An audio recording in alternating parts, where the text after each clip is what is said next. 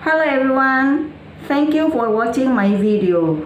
My name is Susi Arsianti and today I'm going to talk about TOEIC tests.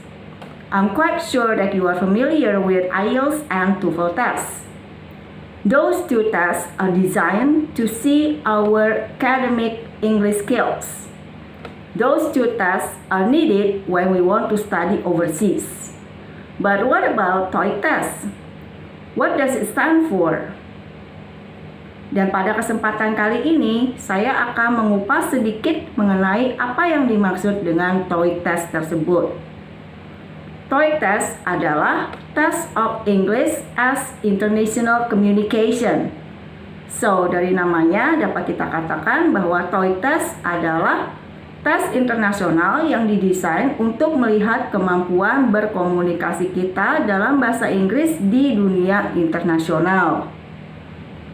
And the next question is, what skills are evaluated in the test? Jadi, dalam TOEIC test ini terdiri dari dua skills, yaitu listening dan reading skills.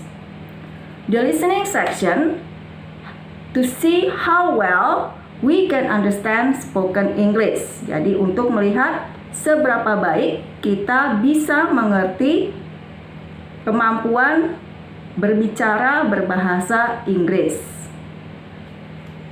And there are 4 parts in the listening skills. Jadi listening skills itu terdiri dari 4 bagian, yaitu part 1, photographs description, di mana kita harus menggambarkan suatu gambar yang diberikan di lembar soal. Kita harus memilih kira-kira kalimat mana yang paling tepat menggambarkan gambar tersebut. And then the next part is question response. Jadi ada pertanyaan dan juga pilihan-pilihan jawaban yang tepat untuk menjawab atau merespon pertanyaan yang diberikan. And then part 3, conversation atau dialogues, di mana kita harus menjawab pertanyaan yang sesuai dengan dialog yang kita dengar. Jadi tentu saja kita harus bisa mengerti apa yang dibicarakan oleh orang tersebut dalam bahasa Inggris. And in the last part of the listening section, yaitu part keempat, yaitu adalah short talks atau seperti mini lecture, di mana kita harus menjawab pertanyaan-pertanyaan setelah kita mendengar dari short talks tersebut. Adapun aksen dari orang-orang yang akan kita dengar biasanya terdiri atas 4 aksen, yaitu American, Canadian, British, and Australian. Mengapa kita harus dihadapi oleh 4 different accents? Karena di dalam dunia internasional, keempat accents itu yang paling sering kita dengar. Those are native speakers accent. Dan untuk listening sendiri terdiri dari 100 questions, yaitu 100 pertanyaan. Now let's move to the next part, that is the reading comprehension part. The reading section to see how well we can understand written English. Jadi untuk melihat seberapa baik kita bisa mengerti teks-teks tertulis dalam bahasa Inggris. And there are 3 parts in this section, jadi terdiri dari 3 bagian, yaitu part 5, incomplete sentences. Jadi kita diberikan kalimat-kalimat yang tidak lengkap dan ada pilihan-pilihan jawaban. Kita harus memilih yang mana yang paling tepat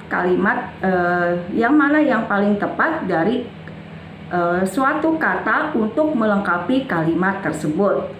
Jadi tugas kita adalah membuat kalimat tersebut menjadi suatu kata yang utuh dan baik.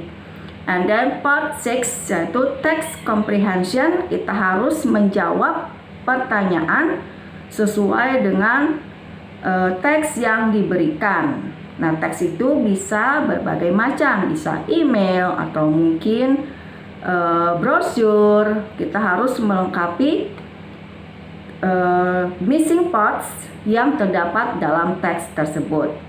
Dan bagian yang terakhir yaitu adalah reading comprehension sendiri, di mana kita akan mendapatkan beberapa wacana atau bacaan berbahasa Inggris dan kita harus menjawab beberapa pertanyaan sesuai dengan konteks yang ada di dalam wacana yang kita dapatkan. Oke, dan untuk reading sendiri ini juga terdiri atas 100 pertanyaan. And as I said earlier, kita akan memerlukan 2 jam untuk mengerjakan tes tersebut. Dan untuk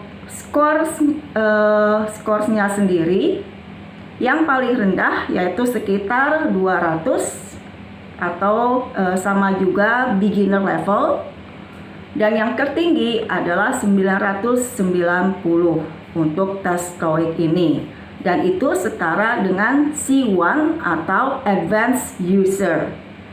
Alright, that's all the information that I'd like to share with you today. And thank you for watching my video. I hope this information is beneficial for you. And see you again in my next video. Bye bye.